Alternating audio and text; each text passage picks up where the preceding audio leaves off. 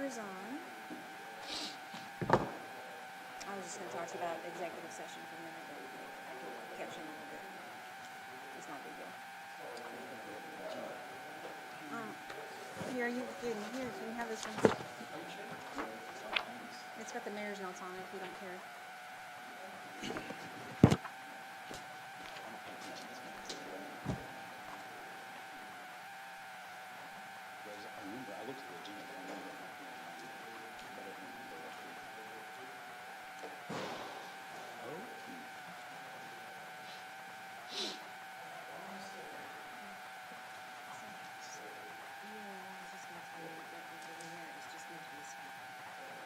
That's cool. Yeah, give me an idea of what I'm doing. So I'm moving my names in there and there's a couple of things, but all things are probably fast. And I just didn't want to, because I found one of those, I just didn't want to think of it. It's clean one. It's just, well, I don't know if they'll let me back there. I don't know if they'll let me back there. The judge is on the phone. Okay. It was for you. I just talked to you or something. Well, but yeah, I mean, okay, I said, but I'm talking about that. She looked at your image, part of it. That didn't make sense. So yeah, I'll put on there. Well, I just wanted you to know that I appreciate that. being on, I just doing that as an example. I pulled it off TC1. Oh, that's cool. Okay. I'm not sure.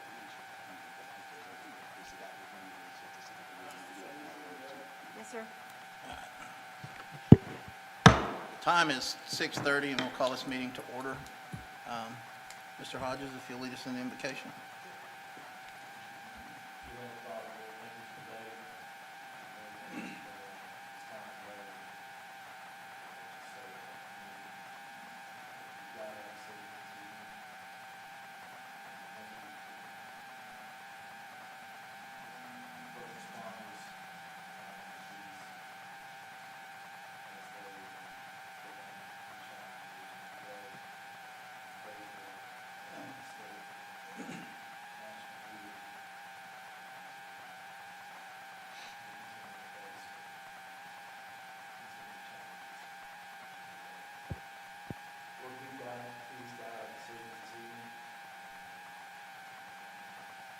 Amen.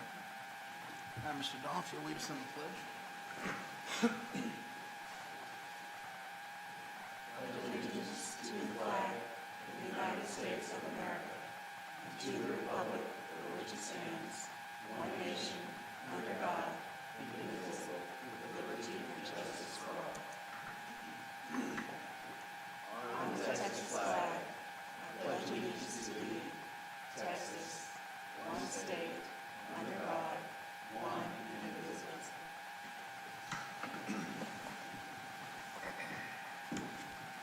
All right. As you hear at every meeting, the rules of decorum are in effect. Next thing up is citizens' comments. Do we have any forms? Okay, if there's no forms on citizens' comments, that will be closed for the evening. I do want to take a minute, for those of you in attendance, those of you that will see this online, you've noticed my absence for a few meetings. I want to take a moment and say thank you not only to the citizens, but thank you to the wonderful staff and council here. During that time frame, I mean, we've all heard the stories about people having issues with COVID, deaths in families and all that. My dad passed away during that time frame, and I also got exposed to COVID. So I was homebound for a couple of weeks, even though I showed no symptoms. They still made me stay home for a 14-day quarantine. But I want to thank our city staff and our council members for doing such a wonderful job during the time of my absence. You guys as citizens should be very proud of them. They've done a hell of a job. I just wanted to say that. All right. Barbara, is David going to join you in the presentation? Okay. Can we go ahead and go to the consent agenda first and then come back to them? Sure. Okay. All right, we're going to switch things around, waiting on the county judge for a presentation that will be coming up. So we're going to the consent agenda under number 6. Items under this consent agenda are considered non-controversial or routine and will be adopted by one motion without separate discussion of items. Any item may be removed from the consent agenda and considered individually by request of any council member making such request prior to a motion and vote on the consent agenda. Okay. At this point, I'm looking for a motion to approve. Mr. Mayor, I'd like to make a motion that we accept the consent agenda as labeled. Okay. Do I have a second? I'll second the motion. I've got a motion and a second. If there's no questions, all in favor? Aye? Aye. Okay, show that unanimous. All right, we're done with that portion of it. Under items for consideration, we'll just keep moving down the list until he gets here. Item number 7.1, the ACGM will provide a brief update. Sean is not here tonight. They're going to move to doing the update or briefing on the fire station to once a month, but he's not here today. Does anybody have any questions for Chief? Does council have any questions on any updates at this point in time? If not, we'll go ahead and scratch that from the agenda. No, sir. Okay. All right. 7.2, discussion and action regarding a resolution determining the cost of improvement area number 3, improvements to be financed by the Sonoma Verde Public Improvement District, approving a preliminary amended and restated service and assessment plan updated for improvement area number 3, including a proposed assessment roll for improvement area number 3 of Sonoma Verde Public Improvement District, directing the filing of the proposed assessment roll with the city secretary to make available for public inspection and calling for noticing a public hearing on February 9th, 2021 to consider an ordinance levying assessments on property located within the improvement area number 3 of the Sonoma Public Improvement District, directing city staff to publish and mail notice of said public hearing, approving a preliminary limited offering memorandum, and resolving other matters incident and related thereto, and providing an effective date. That's a whole lot of words. All right. We're going to go ahead and get with them and let them fill us in before we do any motions? Yes, sir, if you don't mind. Okay. Jason Hughes is our financial advisor. He represents the city. And Okay. there's a lot of work. I know there's a lot of words on here, and we've mentioned this previously that this item was coming up. But Sonoma Verde is, the developer is we're about to issue bonds, new bonds. And this is kind of what happens just before that. So Okay. Jason's here. He does represent the city. Michael's been in on these meetings as well. We conference about once a week for several, it seems like months. It has been. For a long time before these actually gets before you. But Jason will kind of fill you in on the basic request, and then we're happy to answer any questions. Okay. Mayor, council, good to be with you again. So as Lisa said, what this is leading up to is on February 9th, I'll be back in front of you with a bond transaction that'll be finalized. So we'll have interest rates set. We'll have the par amount of the bond set at that time. Of course, all of that subject to your approval. Prior to getting to February 9th, we do have this, and again, just to very quickly go through this, the main items, you have a resolution determining cost, approving the preliminary amended service and assessment plan, which is kind of the guidebook as it relates to the public improvement district, filing of the proposed assessment roll, providing notice of a public hearing, and then approving the preliminary limited offering memorandum. And that limited offering memorandum is what we use to go out and market and sell those bonds. So it's just, again, all of the procedural items that are required leading up to the sale of the bonds. The one thing I would say is you have in the preliminary service and amended service and assessment plan, there was one very minor change, but just for the record, in that the improvement area number 3, the acreage was listed as 63.7675 acres. It is actually 63.7679 acres. So again, a very minuscule change, but just wanted to get that on for the record. So be happy to answer any questions you may have. I can certainly go in more detail if you'd like on improvement area number 3. I did see developer council is here and maybe even developers as well. So they're certainly here to answer any questions you may have. So. All right. Council, any questions? I do. Okay. Mine is more towards the developers. I was confused under the improvement area 3. It's sometimes called lot 11, 12, and 13. Is it that, or is it lot 1, 2, 3? I was trying to marry up the different lot designations in the document. I'm Philip Duncan with the developer. I'm sorry, I'm not sure what lots you're talking about. that In you're- improvement area 3, it said there's 3 different types of lots. One is 60 foot, one is 70 foot, Correct. and one is the 120 foot. Correct. It was more the delineation, because in one part of the document, I think it said, I was trying to find lots 11, 12, 13, and then the other part was 1, 2, 3, so I was a Corey, little do you- confused there. No, In the different improvement areas, they have different lot types in the service and assessment plan to designate between the 3 lot sizes within the different improvement areas. I don't have the service and assessment plan in front of me, but I believe that those are just, I'll have to look. I did not recall seeing lots 11, 12, and 13, but we can go back and check that. Okay, and so also in the schematics, it talks about commercial lots by the school, and I wasn't familiar with the fact that we had identified commercial lots in that area. So actually, we've updated the concept plan to designate that as future office use. Those are not owned by this current developer, but that's under established zoning. We went back and reviewed all of the zoning ordinances that were already in place since the beginning of the project. And so you may have seen a commercial label that's since been updated to be compliant, to comply with your current zoning on that, which can be used for office.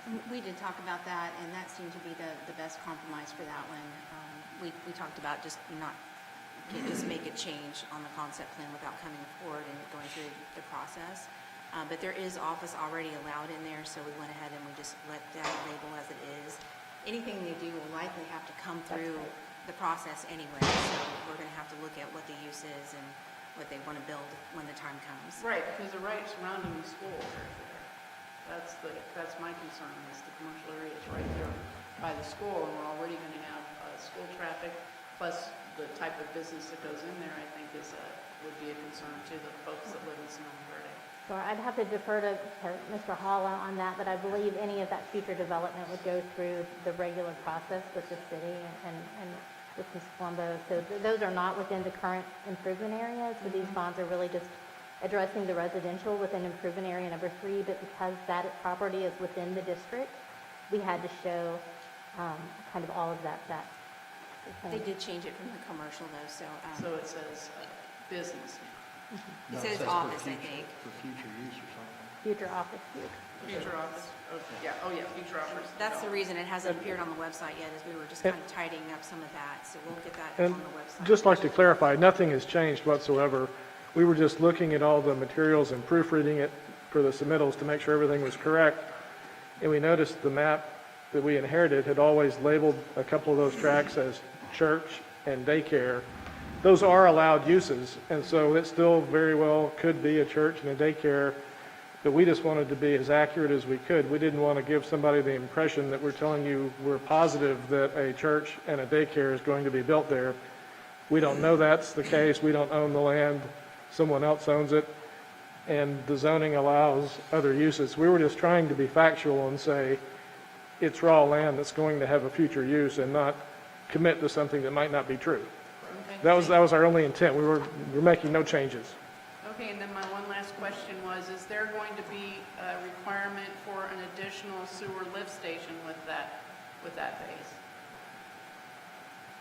We don't know the answer to that. That's an engineering question. Stephen, do you know? I'm Stephen Davis with Taylor Duncan. In this next phase, we don't anticipate any new lift stations. There will be some improvement to the existing lift stations.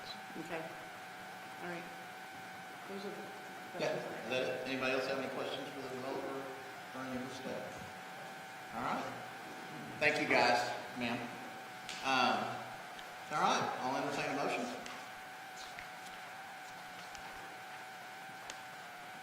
Mr. Mayor, I'll make a motion to, It's a lot of wording. I don't exactly know how we want to say that. I would say, make a motion to, How would we word this? do a resolution. We usually don't put a number on it till after. I would start right here, approving preliminary amended, and see about 3 sentences in, there's a little semicolon that says approving a preliminary amended and restated I would Okay. start right there. All right. I would stop before you get to update, so after, as Lisa said, restated service and assessment plan, you can stop there. All right. I'd like to make a motion to approve a preliminary amended and restated service and assessment plan for improvement area number 3, including the assessment role for improvement area 3 of Sonoma Verde PID, directing the filing of the proposed assessment role with the city secretary to make that available for public inspection, and calling for notice for a public hearing to be set for February 9th, 2021, to consider the ordinance levying assessments on property located within area number 3 of the Sonoma PID, and directing staff to publish and mail notice of said public hearing, approving a preliminary limited offering memo, and resolving other memo, period. Okay, I've got a motion. Do I have a second? Second. I've got a motion and a second. Council, any discussion on it? If not, no? If not, all in favor? Aye?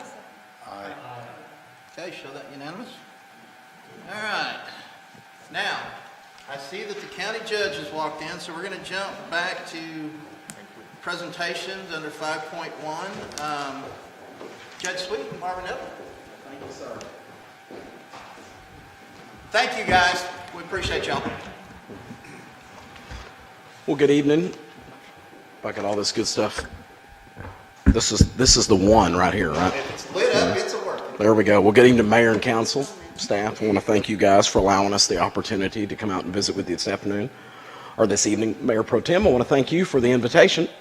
Thank you. Thank you very much. And I do want to take a moment to introduce Barbara Neville, who's our emergency management coordinator, and we're going to walk through this this presentation or this update together. All right. So, did want to start off with just kind of speaking to and pointing out COVID numbers in Rockwall County as we know them right now, if we can. We have 91 COVID positive. In the first portion of this, I'm going to be referencing. Did you email or forward out the NRAC report? No, I did not. Okay. We get several. As you can imagine, we get several different reports daily. The first one I'm going to be referencing is the hospital report, and this is it's called an NRAC report from the North Texas Central Government. Trauma Advisory. There we go. See, this is going to work. And it kind of speaks to the conditions regionally as far as our hospitals are concerned. As far as Rockwall County hospitals are concerned, which it's 3, it's Texas Health Presbyterian of Rockwall, Baylor Lake Point, and the emergency facility right off of Interstate 30 that operates under the Baylor umbrella by the courthouse. So those are the 3 that report daily and are captured under Rockwall County numbers. We have 91 COVID positive patients in Rockwall County hospitals. We have 15 that are in ICU. Within the last 24 hours, there were 6 suspected COVID positive folks that were admitted. There were 17 confirmed that were admitted within the last 24 hours. As far as ER visits are concerned, 15 of 171 ER visits were suspected COVID related, which is about 8.77%. And I do recognize or do realize the fact that this is just a bunch of numbers, but 8.77% of total ER visits. As far as cases are concerned, cumulative cases, 67,620 cumulative cases. 82 cases were reported today. 436 are active cases in Rockwall County. Unfortunately, we have had 79 fatalities. As far as January 20th is concerned, our positivity rate in the county is 15%. That's down from 18.9% 2 weeks ago, and down from a 20.9 that was reported on the 8th. So, and that was our highest number, was 20.9. We have had 3,993 Rockwall County residents that have received the first dose of the vaccine. How many was that again, please? I just want to take a moment. Do what? 3,000? 3,000. 3,993 residents of Rockwall County have received the first dose of the vaccine. I want to kind of spend a couple of minutes right quick. There was also a federal pharmacy initiative, and what that was, there were vaccines that were allocated for long-term care facilities, and then local pharmacies were assigned that responsibility. In Rockwall County, that was CVS and Walgreens, and all 12 of the long-term care facilities in Rockwall County, residents and staff that chose to participate, remember it's still a choice, but residents and staff that chose to participate in Rockwall County long-term care facilities, all 12 facilities have been completed on the first dose, all right? There were, and we'll kind of get into kind of touching on how this worked and so forth, but this past week there were 400 vaccines that were allocated for Helping Hands. And as a result of that, the first thing we did with that was we asked them to make sure that they were to provide first dose vaccines for Liberty Heights and for Reese Manor, which is the housing authority, facility, which is located across from Rockwall City Hall. So those two facilities were taken care of as a result of that partnership, as well as 338 residents in Rockwall County received the vaccination on Friday at the library. All right. So in addition to the 400 that were allocated or sent, if you will, to Rockwall County Helping Hands, there were 200 more that through working with the Department of Health and Human Services, I can't tell you how much I appreciate all of you and your folks, the work that you guys are doing. You're doing a great job. Through pushing and being able to, that level of persistence, continuing to push back, and in addition to all the pushback and the relationships that we have with the Department of Health and Human Services and Texas Department of Emergency Management, Representative Holland and his Chief of Staff, Robert Paulson, were very, very successful in being able to crack, we've called it break the dam, crack that egg, if you will, and we received 200 additional vaccines that were flown up early Sunday morning. And then we've got 200 vaccines that have been administered over the last couple of days. You might know some details on the completion of those or where we're at with that. But then we've also got 200 more that we anticipate will be delivered tomorrow. All right. Then next week, through working with those folks, we anticipate that we'll have 975 more.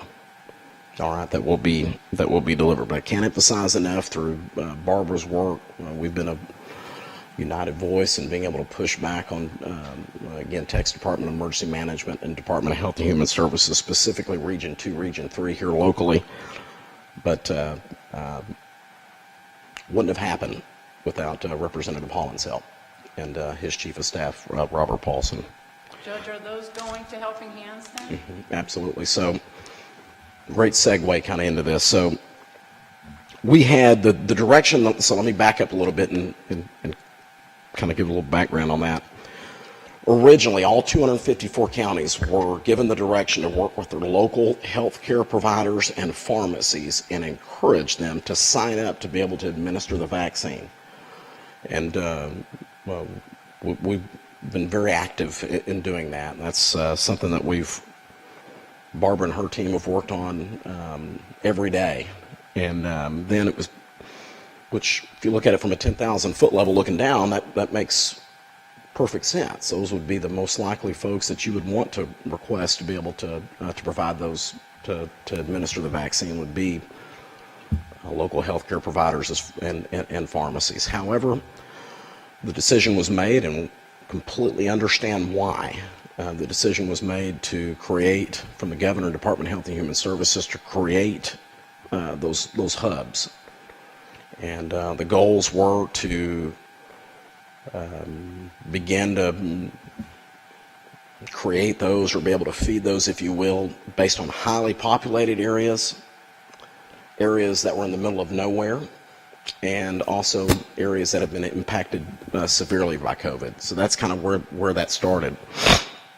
What we did locally was, in addition to working with us, we identified 5 partners that could handle mass vaccination, if you will. And those 5 partners were Helping Hands, Rockwall County EMS, Rockwall Fire, Star Wellness, and our newly appointed health authority, Dr. Parrott. And then